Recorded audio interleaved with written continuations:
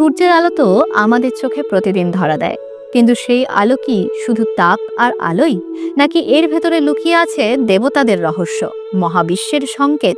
প্রথম পর্বে আমরা দেখেছিলাম অর্যমা, পূষা আর ত্বষ্টা। দ্বিতীয় পর্বে এসেছিলেন সবিত্র, ভাগ আর ধাত্রী। আজ তৃতীয় পর্বে জানব বাকি আদিত্যদের সম্বন্ধে। নমস্কার বন্ধুরা, ধর্মধারার আজকের ভিডিওতে আপনাদের প্রত্যেককে স্বাগত জানাই।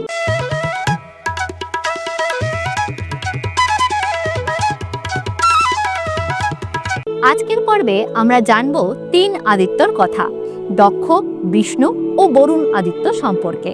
তাই সম্পূর্ণ ভিডিওটি মনোযোগ সহকারে দেখুন। ভালো লাগলে লাইক করুন এবং আপনাদের মতামত নিচের কমেন্ট বক্সে অবশ্যই জানাবেন। চলুন তবে শুরু করা যাক। দক্ষ আদিত্য।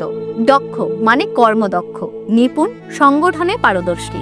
তিনি হলেন সেই শক্তি যিনি কাজকে শুধু শুরুই করেন না, বরং নিখুঁতভাবে শেষও করেন। বেদে তাকে বলা হয়েছে প্রজাপতি, অর্থাৎ সৃষ্টির সংগঠক। যেমন এক বাদ্যযন্ত্রের প্রতিটি সুর ঠিকঠাক বাজাতে হলে একজন দক্ষ সঞ্চালকের প্রয়োজন হয়, তেমনি বিশ্বব্রহ্মাণ্ডের কাজগুলো চলে সঠিক নিয়মে, সঠিক গতিতে। শিব পার্বতীর কাহিনীতে আমরা দেখি দক্ষ প্রজাপতির অহংকার একসময় মহাদেবকে ক্রুদ্ধ করেছিল। এই গল্প আসলে শেখায় দক্ষতা তখনই মূল্যবান যখন তার সাথে বিনয় থাকে। আমাদের জীবনে এর মানে কি? দক্ষ আমাদের মনে করিয়ে দেন শুধু ইচ্ছে বা শক্তি থাকলেই হবে না, কাজকে সঠিকভাবে পরিকল্পনা করা, সময় মতো শেষ করা আর পরিশ্রমের মধ্যে শৃঙ্খলা আনা, এটাই আসল দক্ষতা। একজন কৃষক যদি বীজ বপনে দক্ষ না হন, ফসল নষ্ট হবে।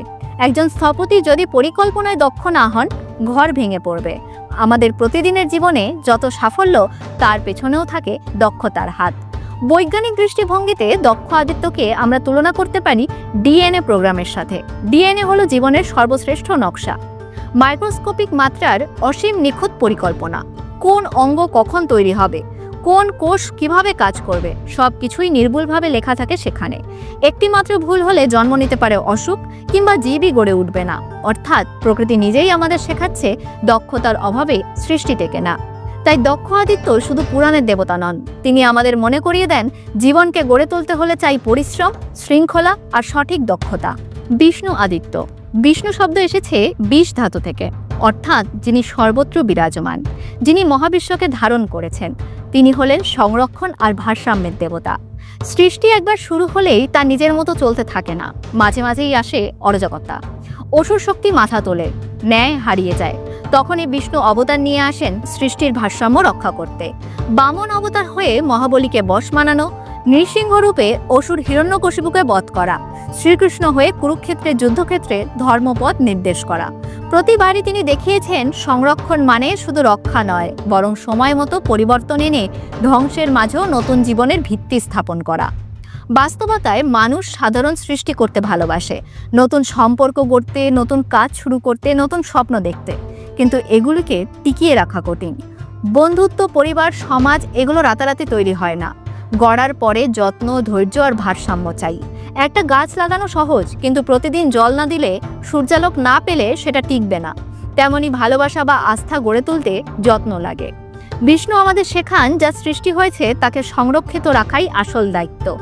বৈজ্ঞানিক দৃষ্টিভঙ্গিতে বিষ্ণু আদিত্যকে আমরা তুলনা করতে পারি প্রকৃতির সূক্ষ্ম ভারসাম্য বা হোমিওস্ট্যাটিসের সাথে। ভাবুন পৃথিবীর ইকোসিস্টেমকে। গাছ কার্বন ডাই অক্সাইড নেয়, প্রাণীরা অক্সিজেন নেয়, নদী, সাগর বায়ুমণ্ডলকে শীতল রাখে, আর সূর্যের আলো প্রাণ শক্তি যোগায়। এই চক্রের একটুকুও নষ্ট হলে সব ভেঙে পড়বে। উদাহরণস্বরূপ, মৌমাছি যদি হঠাৎ বিলুপ্ত হয়ে যায়, তাহলে গাছপালার পরাগায়ন বন্ধ হয়ে যাবে, ফল ফসল জন্মাবে না, প্রাণীকুল ক্ষুধার্ত হয়ে পড়বে। ছোট এক প্রজাতির বিলুপ্তি গোটা পৃথিবীর ভারসাম্য নষ্ট করে দিতে পারে। আমাদের শরীরও একই নিয়মে চলে। রক্তচাপ, শরীরের তাপমাত্রা, শর্করার মাত্রা সবই একটা নির্দিষ্ট ভারসাম্যে থাকে। এই ভারসাম্য সামান্য নষ্ট হলেই আমরা অসুস্থ হয়ে পড়ি। যেমন বিষ্ণু পুরো বিশ্বে ভারসাম্য বজায় রাখেন, তেমনি আমাদের শরীরও প্রতিদিন সেই অদৃশ্য বিষ্ণু শক্তির ওপর দাঁড়িয়ে আছে। বিষ্ণু আদিত্য কেবল পুরাণের দেবতা নন, তিনি আমাদের মনে করিয়ে দেন সৃষ্টি শুধু শুরু করার মধ্যেই সীমাবদ্ধ নয়। তাকে টিকিয়ে রাখতে হলে যত্ন চাই, ভালোবাসা চাই, আর চাই ভারসাম্য রক্ষা করার শক্তি। যেমন মহাবিশ্বে সামান্য ভারসাম্যহীনতা মানেই ধ্বংস, তেমনি মানুষের জীবনেও ভারসাম্য নষ্ট হলেই সবকিছু ভেঙে পড়ে। তাই বিষ্ণু আদিত্য হলেন আমাদের দৈনন্দিন জীবনের সেই শাশ্বত শিক্ষা। সংরক্ষণই জীবন, আর ভারসাম্যই তার চাবিকাঠি। বরুণ আদিত্য। প্রাচীন ঋষিরা বলেছিলেন, যিনি আকাশকে ঘিরে রেখেছেন, যিনি জলকে ধারণ করেছেন, যিনি প্রতিটি প্রাণের শ্বাসকে নিয়মে বেঁধে রেখেছেন, তিনিই বরুণ। বরুণ শব্দের অর্থই হলো আবৃত করা, ঘিরে রাখা। তিনি শুধু সমুদ্র বা জলদেব নন, তিনি হলেন মহাজাগতিক শৃঙ্খলার রক্ষক। আকাশের নক্ষত্র যেমন নির্দিষ্ট নিয়মে ঘোরে, চাঁদের টানে সমুদ্রের জোয়ার ভাটা যেমন সঠিক সময়ে ওঠানামা করে, সেই অদৃশ্য নিয়মকে রূপ দেওয়া হয়েছে বরুণ রূপে। পুরাণে বরুণকে বলা হয়েছে জলের অধিপতি, সত্য ও ন্যায়ের দেবতা।